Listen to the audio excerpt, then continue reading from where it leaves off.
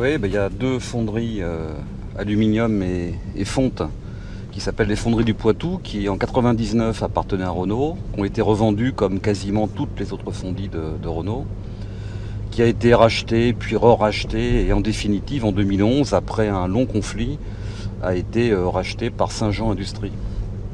Or il se trouve que depuis quelques mois, voire plus d'un an pour la fonderie aluminium, Renault, qui est quand même le principal client, a baissé ses ventes, enfin ses volumes en tout cas d'activité, et qui se traduit aujourd'hui très concrètement par un redressement judiciaire pour les deux fonderies, aluminium et fonte. Ce que je peux vous dire, c'est que les copains de la fonte ont fait une action primordiale. C'est celle de bloquer les carters à la sortie de l'usine. On a vu que ça, Renault n'aime pas. Ils sont emmerdés parce qu'ils n'arrivent pas à récupérer leurs carters. Donc on va faire en sorte d'abord que les carters ne continuent pas à sortir, ça c'est clair, les copains de la fonte vont s'en charger. Continuons le combat, continuons à mettre pression sur Renault et sur l'État, parce que de toute façon le repreneur magique il n'est pas là, il n'arrivera pas tout seul. Et on sait même que celui qui s'est annoncé, le seul qui s'est annoncé, il a besoin d'argent, il a besoin de volume, et il a besoin de culasse pour pouvoir assurer la diversification du site s'il devait y en avoir une. Donc aujourd'hui, on va continuer à mettre la pression sur Renault, parce que nous, ce qu'on souhaite, c'est la réintégration chez Renault.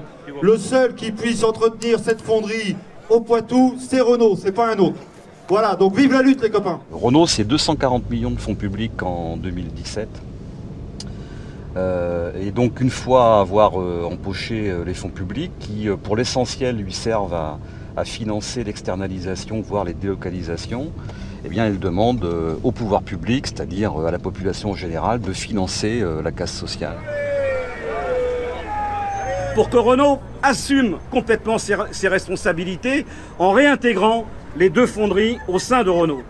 Et pas seulement pour sauver des emplois, mais parce que Renault a besoin de se réapproprier des bases industrielles sur lesquelles elle peut compter. Au fond, la question qui est opposée aujourd'hui ne repose pas sur le seul avenir des fonderies, mais plus globalement sur l'avenir de la filière automobile française. Que va-t-il rester de Renault et donc de la filière auto en France au rythme où les choses sont parties? Je rappelle qu'un chiffre. En 2018, deux chiffres. En 2018, moins de 25% des voitures Renault, du groupe Renault, qui sont vendues en France, sont fabriquées en France. Deuxièmement, entre 1995 et 2017, 900 000 emplois en France ont été supprimés industriels, ont été supprimés ou délocalisés. Quand est-ce que ça s'arrête? La question qui est donc posée à tous, c'est la réindustrialisation de la France, le développement de sa capacité d'innovation, permettant à la fois les transitions techniques, environnementales, dont la finalité doit reposer sur la préservation et le développement du bien commun pour des conditions sociales qui soient dignes du XXIe siècle. Je pense, j'en termine là, j'étais un peu long, je suis désolé, mais que la responsabilité de Renault, mais de l'État, aujourd'hui, est de remettre sur la table la question, encore une fois, de la réindustrialisation de la France et donc de ses emplois. Merci.